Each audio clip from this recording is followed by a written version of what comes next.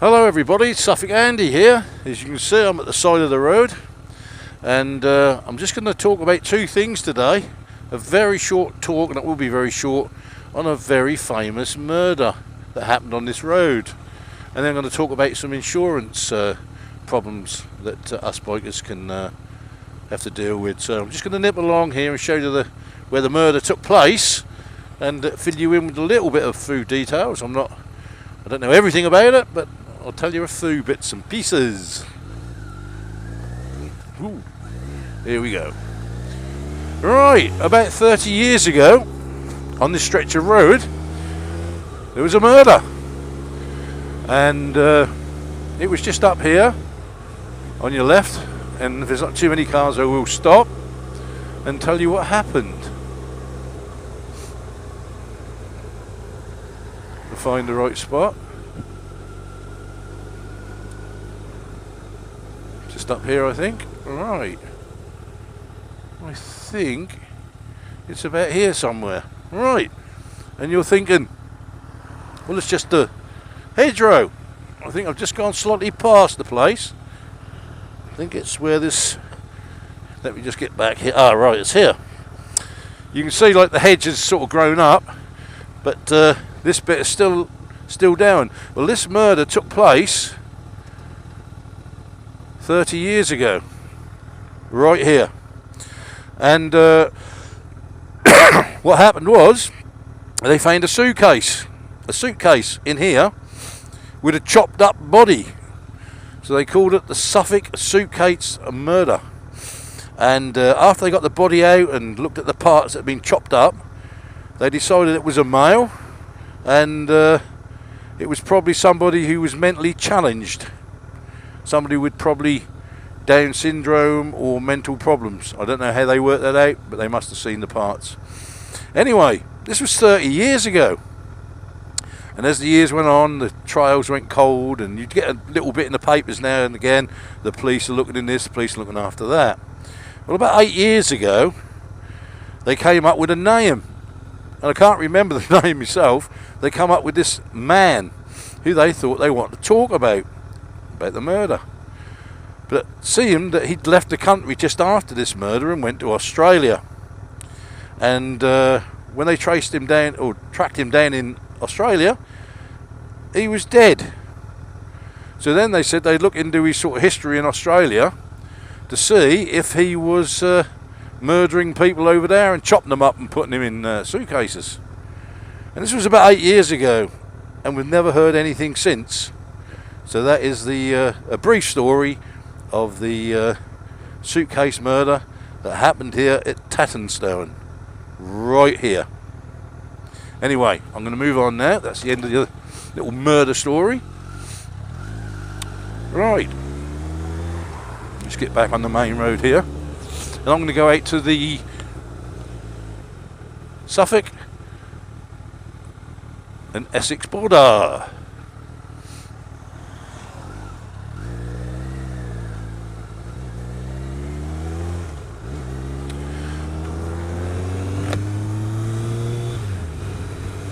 Right, I'm going to talk about motorbike insurance and what happened to me. Well, about 4 or 5 months ago, I was online reading an article about motorbike insurance, and it said, is your bike insured outside your house? And I thought, is my bike insured outside my house? Because it is, it's fully comp. It should be insured anywhere. But at that time, my motorbike insurance was coming up for renewal. So I phoned them up and said, blah de blah de blah, yes, I'm happy with the cost, the price and everything else. I'll take that. But I said, can I just ask you a question? And they said, yeah, of course you can. So anyway, I asked them, is my bike insured outside my house? And they said, no. And I said, pardon? I went, no, it's not. And I said, why? And they said, because you've put down on your form, it's garaged. And I said, yeah, I garage it at night. I said, what about if I come back to my house and just want to nip in for a sandwich and leave it on my drive? They said, it's not insured. So I said, why? And they said, well, it's the policy of the insurers now, they're bringing it in. So I said, okay, I don't want your bloody insurance, I'll go elsewhere. But I tried loads and loads and loads, and they all said the same. No, you're not insured. And I said, well, where is my bike insured? Anywhere else except your drive. And I said, well, what about if it's outside my drive? And they said, oh yeah, 500 yards up the road, it's fine. So anyway, I went everywhere looking for this insurance, and I came up with a company that said, well, it is insured, but we double your claims. So I said, okay, so what you're saying is if I've got a £250 access, you just double that. And that was the best I could do. So I took it. Anyway, a few weeks later, I bought another bike, an old CX500C to muck about with and do up and all the rest of it. And I did. And I thought, well, I want to put this on the road as a sort of a winter hack, you know, or sell it on because I made a good job of it. So I phoned them up and said, yeah, I've got another bike, can I add it to my policy? And they said, well, no, we've got to cancel that policy and give you a double bike policy. Okay, I said, do it. So they done it. And then when I got the policy through, I thought I'd read all the 14 pages of this and 14 pages of that, and it said my bike was not insured on my drive, or my bikes weren't. So I phoned them up and I said, I was insured to start with, and that, you know, and now I'm not. So what's going on? So they said, well, you know, you changed your policy and we've had a new directive from the insurers and they've changed their minds now. They're not insuring any bikes on people's drives, but it's insured 500 yards away. And they did say to me as well, when your bike is in your garage, you've claimed that it is locked. And I said, because it's locked. And you've claimed that you put a chain on it. And I said, yeah. They said, well, if anybody breaks into your garage and takes your bike and you can't prove the chain is on, it would be null and void.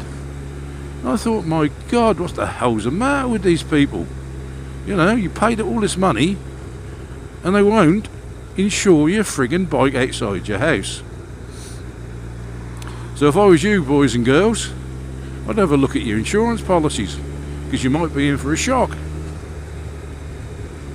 You might not even be insured outside your own house, but you are 500 yards up the road. So if anybody out there knows any decent insurance companies that actually insure bikes outside the houses, I'm fine. But what I did say to them, I said, okay, if I don't quote that I garage my bike, okay, I said, I don't garage it, I keep it outside.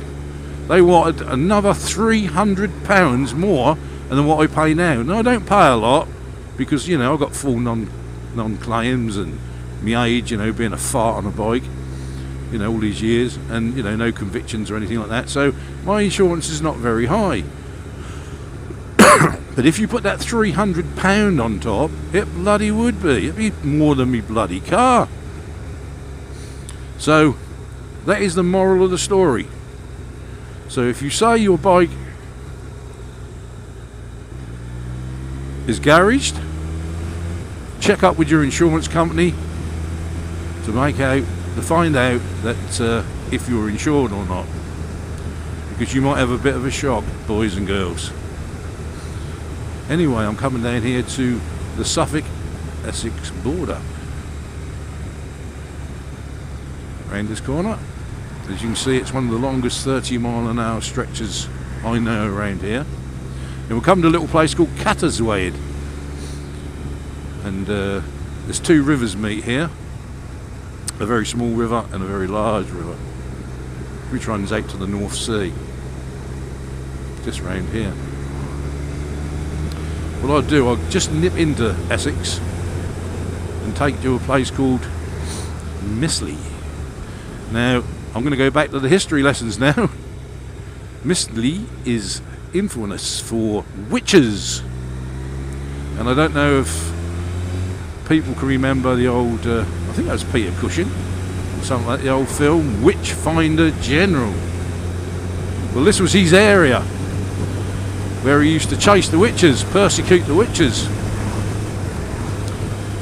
And there's a very famous pub here called the Thorn Public House, where he kept these young ladies under the cellar. I think he tied them up under there and got the local people to torture them and whatever. So they confessed to being witches. I think they'd done all sort of devious things to them.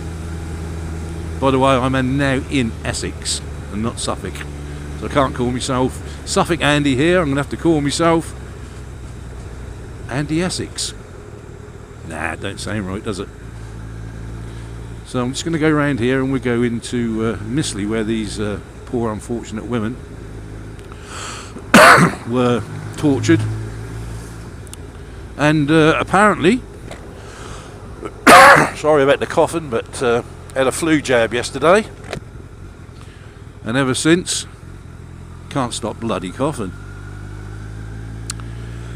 Yeah, so he was in it for money. He went round the country, he went from here to Hadley and all over East Anglia, persecuting women. He used to charge the locals so much a head, and I think he actually hung several dozens and dozens and dozens of these women. Well, I think here, I'm not sure how many he accused, but it was quite a few. And the townspeople here were convinced that these poor unfortunate wrenches were witches. So I'm going to go down to a bit of the foreshore down here in a minute. It's a very pretty place. It's a picnic place now and whatever when I get through the town, and show you where they actually strung up these poor women on the waterfront. So we're now coming into Mistley. It's one of these very small villages on the river here. And I'll tell you a story about the Thorn Public House. I had to do some work there once, and this is how I know about the Witchfinder General being in the public house. And the guy who was running at the time told me about the ghosties and everything else. Well, to cut a long story short, we had a look at this. Look, we had a young lady who was working for us at the time, and she had to come from London, and we said, well, the best thing to do is we'll put you up in the Thorn Hotel for the night. And she said, they can't sort themselves out at all at these cars. And we said, yeah, of course you can. Bring your boyfriend, you know, do your day's work. And I've had enough of this.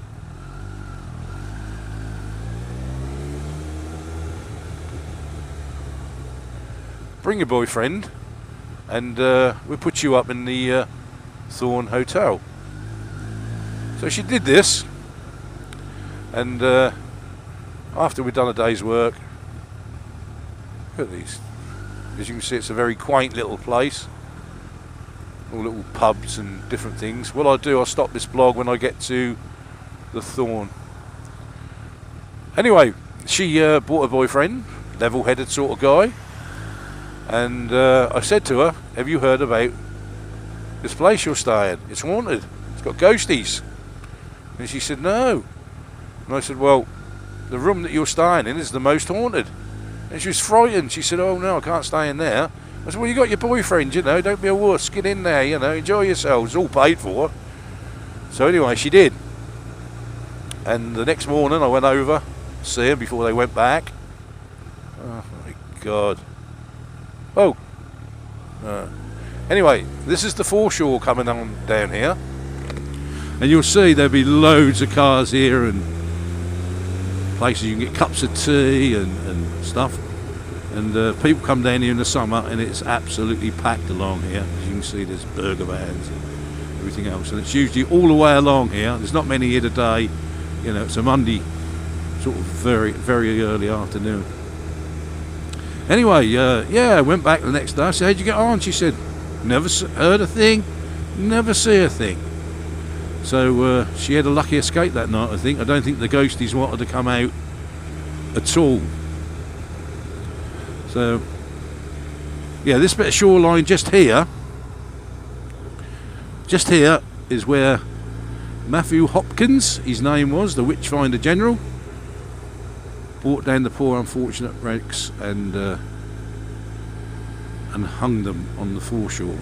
Took his money and moved off to another town. Now I'm just coming up to the Thorn here. Here we are.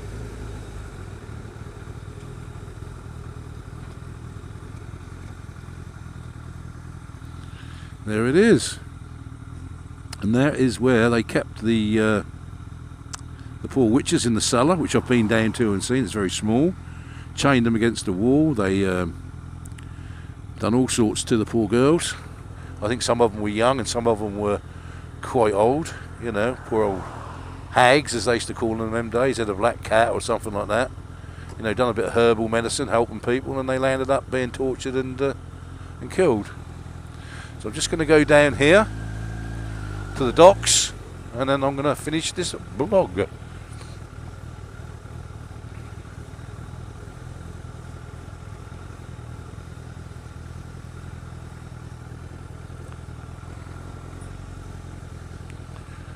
There you go, folks. That's the river and the docks.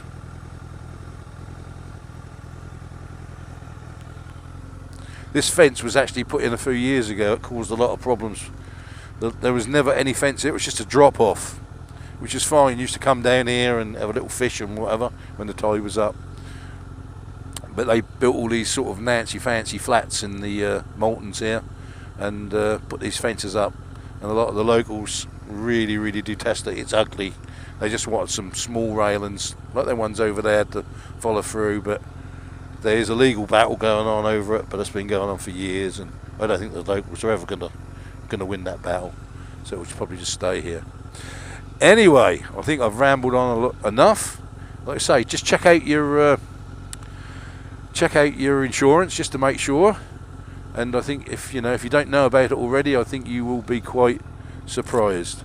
So that's enough from me today.